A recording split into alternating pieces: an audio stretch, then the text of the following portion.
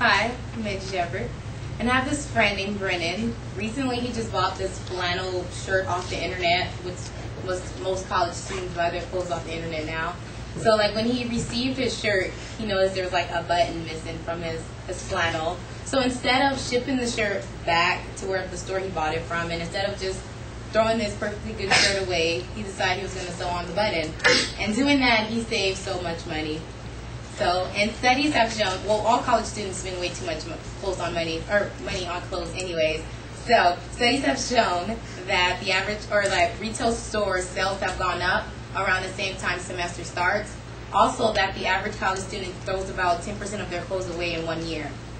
So, if you learn how to sew, you can save all those clothes that you're throwing away, and we can restore them and use them probably forever. So, in this speech, I'm going to show you 3 techniques that you can use that I think are most valuable for the college student. First, I'm going to show you how to do the back stitch on denim fabric.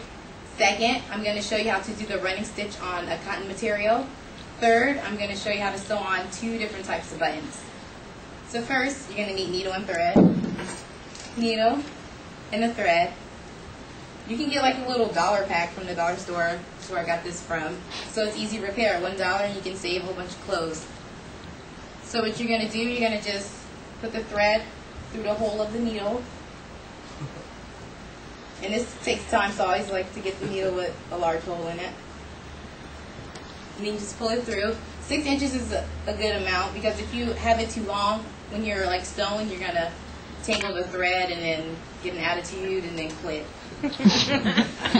So then you're going to get like little tiny scissors. It comes with a little sewing kit, or you can use scissors you have at home. And you're just going to cut the thread. And for this stitch, the back stitch on the denim fabric, you don't have to tie a knot at the end of the thread, because this particular stitch is going to secure the thread as you go. So first, after you got your thread, you just find wherever you're going to sew. You can use it like to repair holes in shirts or to repair anything basically. The back stitch is a god. So then you use the needle and you place it in to make your first stitch. You just put it in. And since there's no knot at the end of this thread, you're not going to want to pull the thread all the way through. So you're going to leave probably about like an inch right there, and you just hold it with your thumb. And then you take it from the back to make your first stitch. You can bring the needle through the front,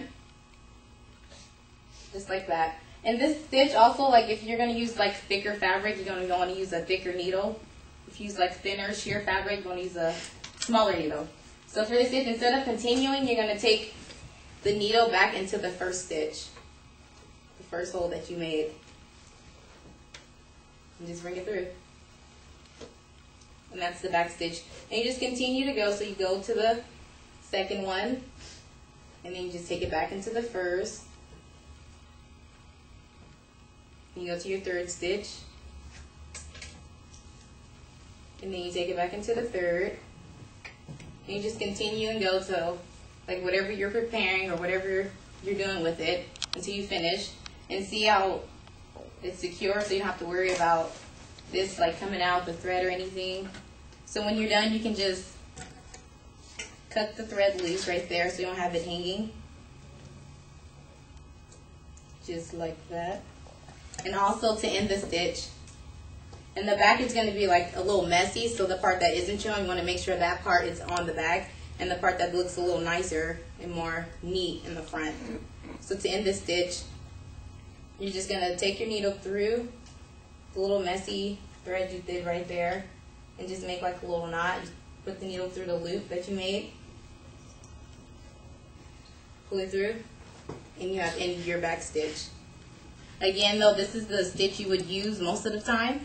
And then I'm going to teach you the running stitch on cotton fabric. You would use this stitch if you're low on time. It's not the best stitch you can use, but if you don't have that much time, if you either choose to fix your hole or to walk around with a holy shirt. So for this stitch, you're going to tie a knot at the end of the thread, because this stitch doesn't secure the thread like the back stitch. And to tie a knot, you just get the end of the thread, loop, swoop, and pull. You have a little knot. So for the cotton fabric. It's kind of like the way I started the back stitch. So you're going to take the needle and you're going to pull it through the fabric.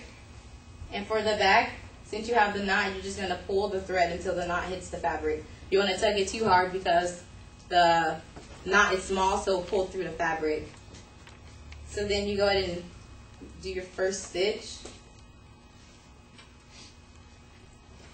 Like so. And instead of going back like how we did in the back stitch, you just continue. So that's kind of like how I got its name, the running stitch. It just like runs. So again though, you just use this when you're on time. If you have enough time to repair whatever you need to fix, you will want to do the back stitch because it's more secure than the running stitch. You see like how it has like most space or whatever between each stitch, so it's not going to be as secure as the back stitch. So this is only the stitch when you're in need. And then, so when you get to the back, how you're going to end this is you're going to do a back stitch to end it. So that's why you really need the back stitch. So then you just put it back into the stitch before the last one. And then you just take it in again so it can get the needle to the back of the fabric. Like so. And then to end it, you're going to do the same way how you ended with the back stitch. You take the needle through your last thread and just take it through the loop. Like so. And then you have ended your running stitch. Next, I'm going to show you how to sew on two different types of buttons. We have a button with buttonholes. That's a button with two or more holes in the middle. And then we have a button with a loophole, which is a more decorative button on the top. It then has like a this side. Has a fancy loop at the bottom. So, thank you. For the buttonhole one, you're going to place the button where you want it to be sewn. And then you take the thread and then you just put it through one of the holes like that. And you don't have to tie a knot at the end of the thread for this one as well because you're going to do so many stitches, the thread will secure itself. And you just want to take the needle through each hole like that. So if you have two holes, you'll just keep taking it through those two. And like I have 4, so I'm going to just make sure the needle goes through all 4. And just continue. And then like you can see in the back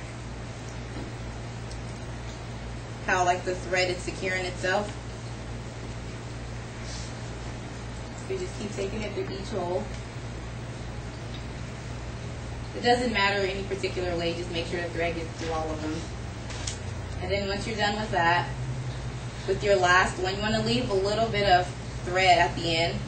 So you're going to do it until you have probably about like an 1.5 inch thread left. And then take it through the back again.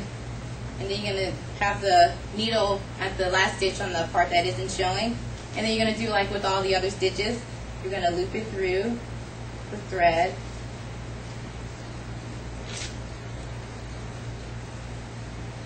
And then with the little hole, you're going to make a knot. It's a little messy, but when you do it, it'll be a lot neater. And then you have sewn on the buttonhole button. And then for the button with the loop at the bottom, you're going to have to make a base for your button first. So you're going to do the back stitch, you're going to make like a little mini X. So since we're doing a back stitch, we don't have to tie a knot at the end of the thread.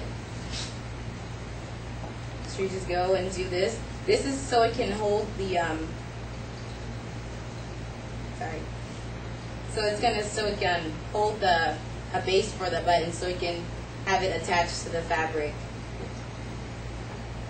So again, with the back stitch, you don't want to pull the thread all the way through like how I did the first time. You want to just leave about 1 inch left.